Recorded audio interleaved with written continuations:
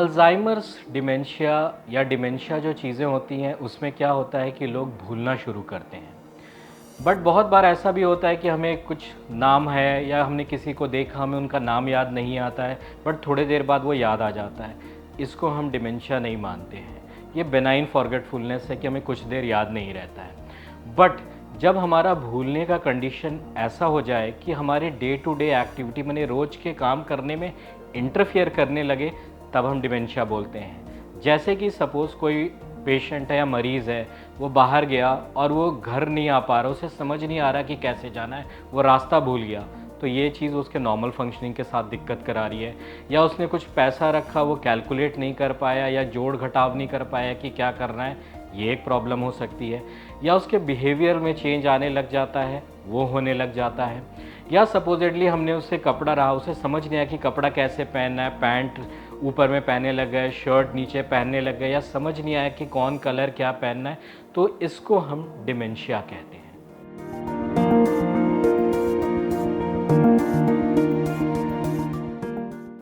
अगर हम देखें तो बहुत लोग सोचते हैं कि अल्जाइमर, डिमेंशिया एक ही चीज़ है, बट ऐसा नहीं होता है। डिमेंशिया एक बड़ा टर्म है जिसके अंदर बहुत सारे रीजंस हो सकते हैं, जिसमें अल्जाइमर एक मेन रीजन है, जिसमें हमारी ब्रेन सिकुड़ रही है, अपने आप शुरू हो जाती है क्योंकि डिजेनरेटिव कंडीशन है। कुछ चीज़ें होती है, एक अमाइलॉइड होती है, वो ब्रेन में डिपॉजिट होती है, उसके चलते होती है।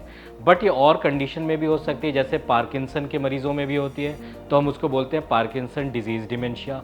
ये पेशेंट अगर ब्रेन में क्लॉट चला जाए उसकी वजह से भी हो सकता है, तो हम उसको बोलते हैं वैस्कुलर डिमेंशिया।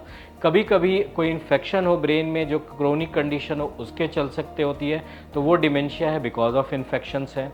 तो डिमेंशिया के बहुत सारे कारण हैं, अल्जाइमर्स उनमें सबसे इम्पॉर्टेंट है। एक डिमेंशिया एक बड़ा अम्ब्रेला है जिसके अंदर में अल्जाइमर्स बहुत इम्पॉर्टेंट एक कॉज है उस डिमेंशिया का।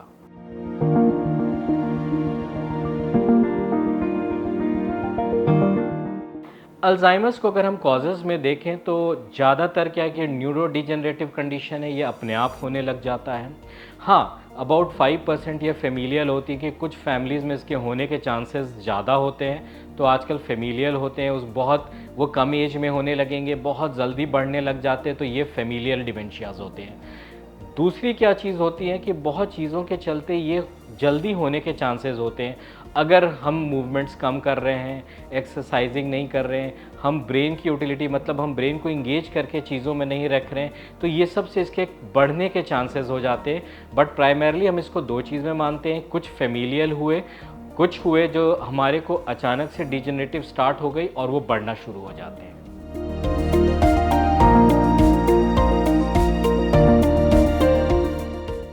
अगर हम कॉजेज़ का बात करें तो एज सच हमें बहुत कॉजेज़ हमें नहीं पता चल पाते हैं।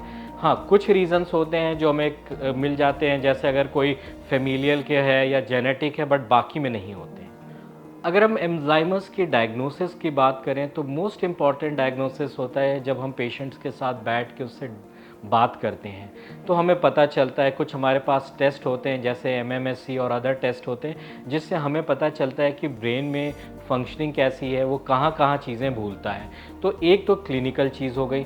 दूसरी होती है हम पहले स्कैन करते हैं एमआरआई, जस्ट ये देखने के लिए कि ब्रेन में किस एरिया में सिकुड़ाहट हमें दिख रही है। जैसे एक टेम्पोरल लोब होता है जो मेमोरी से इन्वॉल्व होता है, वो कितना हो चुका है उसके अंदर, तो वो पता चलती है। प्लस बिकॉज अब न्यूक्लियर मेडिसिन आ गई हैं, तो कुछ पेट स्टडीज़ होती हैं जिसको हम करते हैं, जिससे हमें ब्रेन के बारे में और अच्छा पता चलता है, क्योंकि वो हमें फंक्शनल एस्पेक्ट बताता है। तो आजकल हमारे पास बहुत सारी चीज़ें, क्लिनिकल एक पार्ट है, नेक्स्ट पार्ट में हमारा स्कैनिंग आ जाता है, न्यूक्लियर मेडिसिन की टेस्ट आ जाती है, जो हमें डायग्नोसिस बनाने में ईजी कर देती हैं चीज़ें।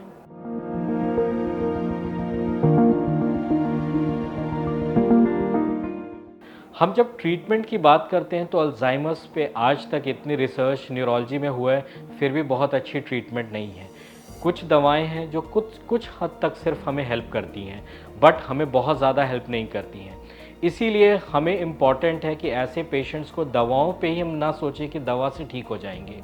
ऐसे लोगों को और भी चीज़ें चाहिए, जिसको हम बोलते हैं मेंटल एंड फिज़िकल एक्टिविटीज़। लोगों ने देखा है कि अगर हम अपनी फ़िज़िकल एक्टिविटी अच्छी रखें, मेंटल एक्टिविटी हम अपने दिमाग को अपना यूज़ करते रहें, तो ये जो अल्जाइमर्स के चांसेस हैं वो कम हो जाते हैं। अभी एक रिसेंटली एक स्टडी आई है जिसमें देखा गया है कि अगर हम 60-65 ईयर्स के हैं और हम अगर रोज़ 4000 स्टेप्स चल रहे हैं तो अल्जाइमर्स होने के और डिमेंशिया होने के चांसेस 15% कम हो जाते हैं। यही चीज़ हम बढ़ा के अगर 10,000 स्टेप कर लेते हैं वो फर्दर कम कर लेते हैं। फिर इसमें और एक चीज़ देखा गया कि जो लोग ये 4000 या 10,000 स्टेप चल रहे हैं बट बहुत रिगरसली चल रहे हैं, उनमें वो और बेहतर हो जाता है कि चांसेस डिमेंशिया होने के कम हो जाते हैं। तो हमारे को फिज़िकली एक्टिव बहुत रहना है, मेंटली एक्टिव बहुत रहना है। तीसरा होता है सोशल ग्रुप। अगर हम आज के दुनिया में, पहले इंडिया में ज़्यादा डिमेंशियाज नहीं होते थे क्योंकि हमारी फैमिली बहुत बड़ी होती थी, एक घर में बहुत सारे लोग रह रहे होते थे, इंटरेक्शन होता था।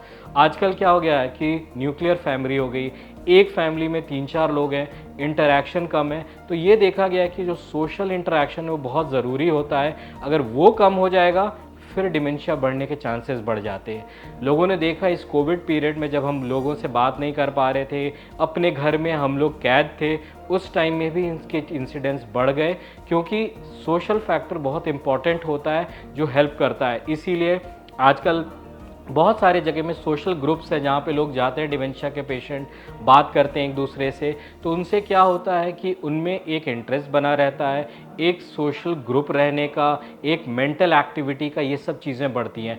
तो डिमेंशिया का अगर हम ट्रीटमेंट की बात करें तो मेडिसिन एक बहुत छोटा रोल प्ले करता है, उससे बड़ा रोल हमारी फिज़िकल मेंटल एक्टिविटी ये चीज़ डिसाइड करती है।